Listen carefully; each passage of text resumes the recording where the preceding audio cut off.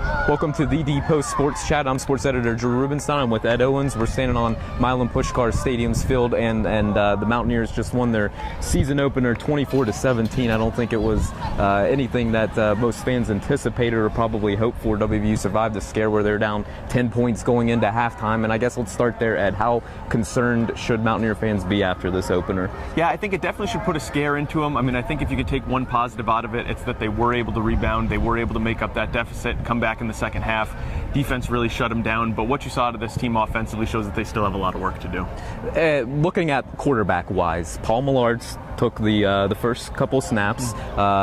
First series looked great. Led the Mountaineers on a touchdown drive. They were tempoing. They were moving the ball quickly. Paul seemed under control and everything like that. Clint got in for 2 series, and then after that, it was Paul and no more to Clint.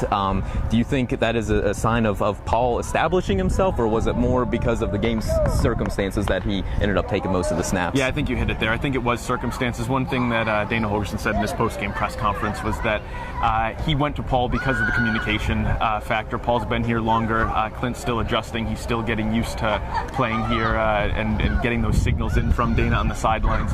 Paul Millard's been here. He's done it. He's comfortable. And in a game like this, you couldn't afford any mistakes. They certainly relied a lot, the Mountaineers, on Charles Sims and the running game.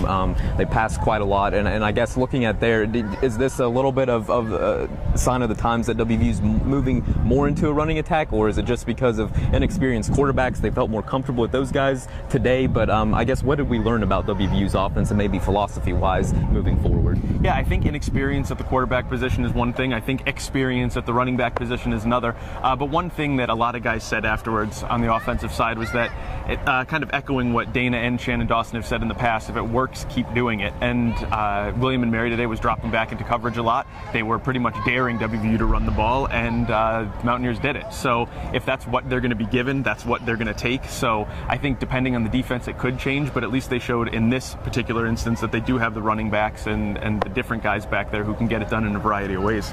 From hearing Dana Holgorsen's press conference and talking to the coaches and players, I didn't get a great sense that they were overly concerned. Obviously, this wasn't the score that they anticipated in this type of a close game, but what did you sense the mood was, and I guess coming out of the opener? Were they alarmed, or was this not anticipated, but are they okay with how things ended up playing out? Yeah, I'd say relief was the feeling I got out of them. A win's a win, and that's one thing that Coach Keith Patterson said.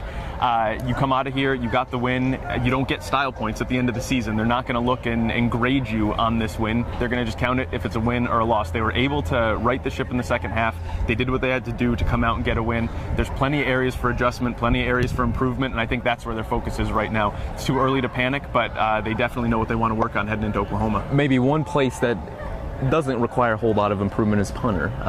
Shannon Dawson said thank God for Nick O'Toole. Quite a debut for the freshman. What did he have to say after the game? What did you take away from his debut performance? Very confident. He knows what is expected of him. He knows the history of the punter position is a little bit shaky over the last couple of years here, and he said this is what you can expect out of him. Somebody asked him point blank, is this what we should expect week in and week out? And he said yes. 50 yards a punt in clutch situations, flipping the field. I mean, he really did it all. And if you have to go for an MVP right now, I think O'Toole's as good as anybody you can pick. Defensive-wise, we'll hit on there on that side of the ball to close things up. A couple early scares where William and Mary really made quite a few nice grabs. Still, Keith Patterson's debut as defensive coordinator. How did you think they graded out, I guess, opening day for Keith Patterson's unit? Darwin Cook gave him a solid C, so he graded them for us. He kind of made that job a little bit easier. But I think if you look at it, it was 2 big plays. McBride made 2 big catches, which set up William and Mary's 2 touchdowns. I mean, if you take those away, which you obviously can't, I mean, they did happen, but if you take away those 2 plays, WVU's defense did a really good job of not giving up the big play, which was something that really was a problem for them last year. I think being able to do that, their secondary showed a lot of improvement. The one thing I would have liked to see a little more of is the push up front. The defensive line wasn't really getting in there as much as I would have liked to have seen after all the offseason talk about that. But I think Cook maybe graded them a little harshly. I think they would have loved to have only given up 17 points last year, so I think it's a pretty positive result for them. And 3 of those points, like, as you mentioned, came off of an offensive turnover. Obviously, they like more turnovers. They only got the one that Cook had at the end to kind of seal the deal. Oklahoma's next week. They're certainly going to need more turnovers than one, you would imagine, to keep in touch there. Ed, thanks for joining us, and please continue to check TheDPost.com. We'll have a video up in the middle of this week, and continue to check the website for more features and videos. Thanks a lot.